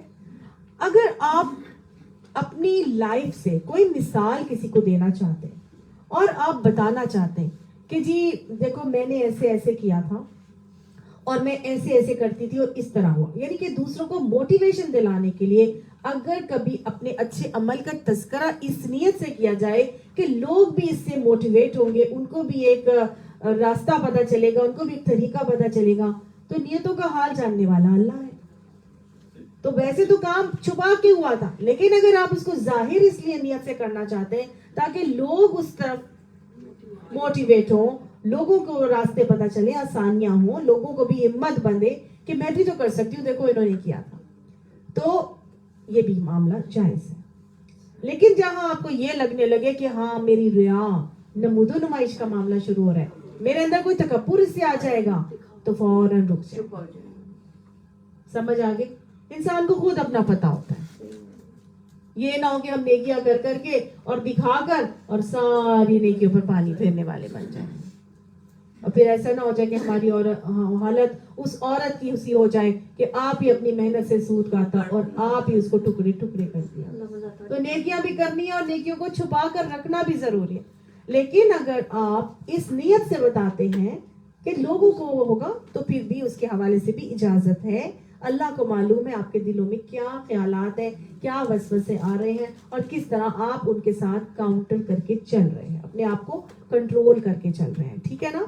और इसके अलावा इसके अंदर ये भी है कि समटाइम्स ये होता है कि जब इंसान जो स्पीकर हो या जो भी बोलने वाला है, वो इतना ज्यादा अपनी बातें बताता रहेगा ना, तो लोगों के अंदर एक शख्सियत परस्ती का एलिमेंट आ जाता है। मेरे अंदर खुद परस्ती आ जाएगी अगर मैं बोलती रहूंगी, अपनी ही बातें करती रहूंगी, और आपके अंदर शख्सियत परस्ती का एलिमेंट आ जाएगा। फिर आपको ये होगा कि ये ऐसी और ये ऐसी और ये ऐसी, फिर आपको ये नहीं होगा कि दीन क्या सिखा रहा है, और ये शख्सियत परस्ती को मना किया गया है। तो जहां ये ऐसी बात भी नहीं होनी चाहिए कि फिर लोग शख्सियत परस्ती की तरफ आ जाएं, वो लीडर की तकलीद पर आ जाएंगे, कुरान और हदीस और सुन्नत तो दूर ही रह जाएगा। और आज हमारे यहाँ इस तरह से हो रहा है, ठीक है ना। तो हर अमल में बड़ा मोहतात होके चलने की जरूरत है। अल्लाह ने फरमाया है बताने वाले के ऊपर, रिसालत करने वाले के ऊपर, यानी जो रसूल है उसके ऊपर सिर्फ पहुंचा देने की जिम्मेदारी है, और पहुंचाने में भी उसको हर चीज का मामला का ख्याल रखना है। जाहिरी बातों में भी ऐसे नहीं करनी कि उसी की शख्सियत परस्ती होना शुरू हो जाए, जाहिरी बातों में भी ऐसी बातें नहीं करनी कि उसी के अंदर तकब्बुर आ जाए, या ये कि रिया और नमूदो नुमाइश का मामला हो जाए। तो हर चीज को बड़ी हिकमत के साथ बताना है, ठीक। और एक और बात ये थी हिकमत के हवाले से कि उतना बताएं जितना आपको लगता है कि अभी बताने की जरूरत है। नजर एंड तक रहेगी जो आखिरी हतमी हुक्म है, लेकिन ग्रेजुअली बताना है।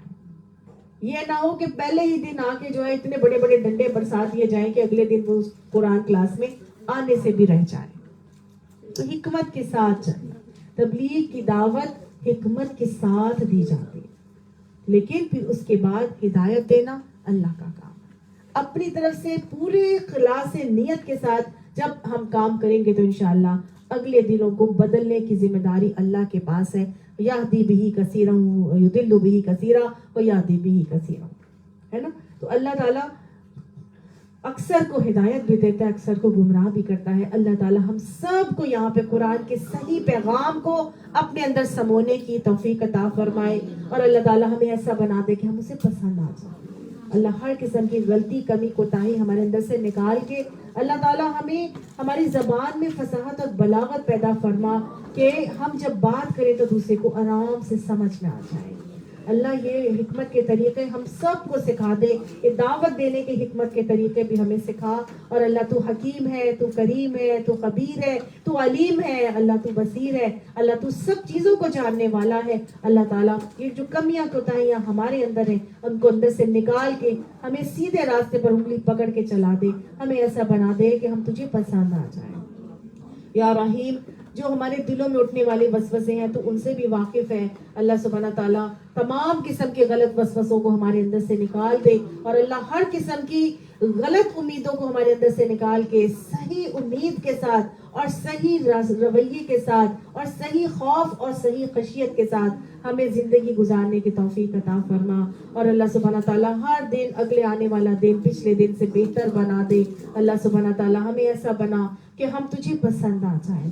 रब्बना तक़ब्बल मिन्ना इन्नका अंतस समीउल अलीम व तुब अलैना इन्नका अंतत तव्वाबुर रहीम। सल्लल्लाहु तआला अला खैरि खल्क़ि मुहम्मद व आलिहि व अस्हाबिहि अजमईन बिरहमतिका या अरहमर राहिमीन। आमीन सुम्मा।